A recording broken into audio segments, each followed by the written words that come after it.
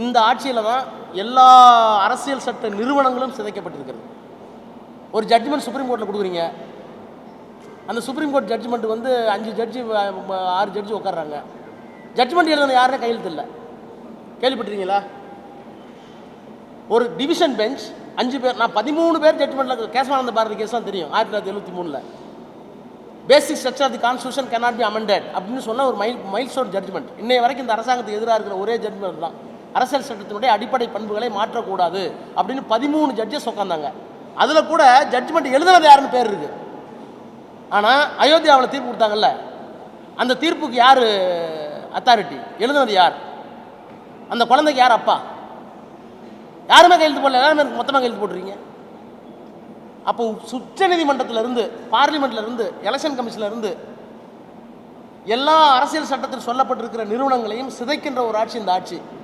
இப்படி நிறுவனங்கள் இதுவரை சிதைப்பட்டதே இல்லை. Constitutional institutions are not at all destroyed or demolished or defeated or defiled by any one of the government. ஒன்று நடந்திருக்கலாம். ஆனால் ஒரே நேரத்தில் இவ்வளவும் தாக்கப்படுறது இங்கே தான். இப்போ சஞ்சய் ரவாத்தை வந்து சொன்ன ஸ்டேட்மெண்ட்டை டேக் பண்ணி நிர்மலா சீதாராமன் போட்டிருந்தா இப்போ நீங்கள் கோத்துங்க.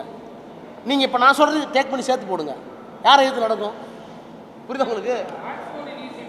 ப்ரெஸ் இருக்கா? நீங்கள் இருக்கீங்களா? நீங்களாம் இருக்கீங்க, உங்கள் முதலாளி இருக்காங்களா? புரியுதா உங்களுக்கு? ப்ரெஸ்ஸு போச்சு, ஜுடிஷியரி போச்சு, எலெக்ஷன் கமிஷன் போச்சு, பார்லிமெண்ட் போச்சு. பார்லிமெண்ட் நடக்க விடுறதே இல்லை. போன தடவை பார்லிமெண்ட் நடந்துச்சான்னு கேட்குறேன். இப்போ இது வரைக்கும் உருவாக்கப்பட்ட சட்டங்கள் எல்லாத்தையுமே வந்து முறையாக விவாதித்தா நிறைவேற்றுறாங்களா? அதனால தான் சொல்கிறேன், ஜனநாயகத்தினுடைய ஒட்டுமொத்த மாண்பும் சிதைக்கப்படுகிற போது நேபாளத்தில் நடந்தது இங்கே நடக்கலாம் என்று சொல்லி ஒரு நாடாளுமன்ற உறுப்பினர் நிர்மலா சீதாராமனை காட்டி சொல்லியிருந்தால், நீங்கள் தான் சொன்னீங்க, அப்படி சொல்லியிருக்காங்கல்ல, அப்படி சொல்லியிருந்தால் please take Modi also in that.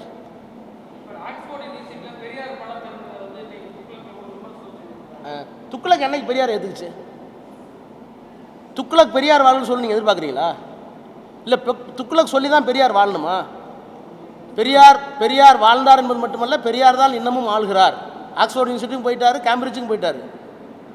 அதனால் துக்ளக்கு வந்து எங்களுக்கு சும்மா அப்பப்போ ஒரு ஜோக்.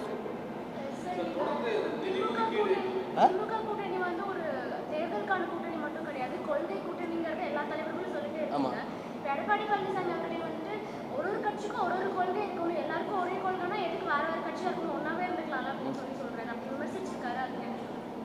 அதாவது அரசியல் அறியாமை.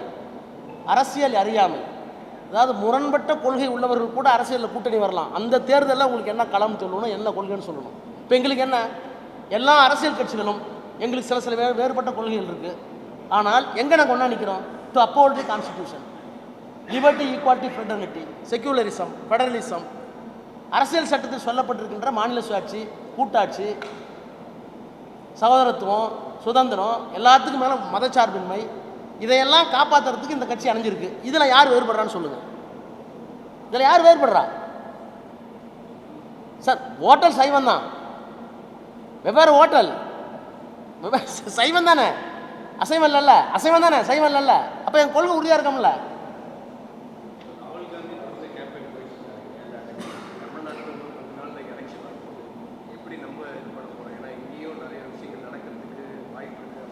என்ன நடக்கிறது வாய்ப்பு இருக்குது? இது இப்போ சொன்னேன் தான், நாங்கள் வந்து லீகலாகவும் we are fighting, on ground also we are fighting politically. We will fight, we will not permit at any cost. Our leader is very clear, we will not permit any mischievous and wrongdoing in the name of SIR in Tamil Nadu. Sir, ADR report வந்து பார்த்தீங்கன்னா எது ADR report, அது DMK-ஓட election expenses வந்து கொடுத்துருந்தாங்க. So அது வந்து பார்த்தீங்கன்னா last year வந்து DMK வந்து 170 crores பண்ணியிருந்தாங்க அஃபீஷியலாகவே. ஆனால் ADMK பார்த்தீங்கன்னா 5 கோடி தான் பண்ணியிருந்தாங்க எலெக்ஷனுக்கு. ஸோ இந்த ஒரு டிஸ்கிரிபன்சி ஏன் இவ்வளோ அதிகமாக இருக்குது? இல்லை, எல்லாம் லெஜிட்டிமேட் தானே பண்ணியிருக்கோம். லெஜிட்டிமேட்டாக சொல்கிறாங்க sir. Quantum is immaterial, whether it is legitimate or not.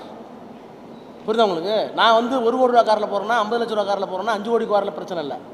அந்த காரை சரியாக வாங்கியிருக்கேன்னா அதுக்கு இன்கம் டேக்ஸ் கட்டிருக்கணும். அதை பாருங்கள். இல்லை, பட் அந்த நம்பர்ஸ் 36 டைம்ஸ் ஒன்றும் பெருசாக இருக்குன்றது அவங்க குறைச்சி காட்டியிருப்பாங்க. They are dishonest. எங்களுது எல்லாமே transparent and honest. Anna Kalaignar காலத்தில் அண்ணா பைசாவிலேருந்து வசூல் பண்ணுறதை முரசொலி பத்திரிகையில் போட்டு அதுக்குரிய கணக்காட்டுற ஒரே இயக்கம் தமிழ்நாட்டில் திராவிட முன்னேற்ற கழகம் தான். இதை வந்து டிஎன் சேஷன் எங்களுடைய சிம்பிள் பிரச்சனை வரும்போது அப்ரிஷியேட் பண்ணி சொல்லியிருக்காரு. ஸோ கலைஞர் டேஸ்லேருந்து இன்னி வரலாம் அது ஒப்போல்ட் ஆகுது. நான் கரெக்டாக பண்ணிக்கிறேன். மற்றவங்க கணக்காக என்னென்ன இருக்கிறது உங்களுக்கே தெரியும். உங்கள் மனசாட்சிப்படி எழுதுங்க.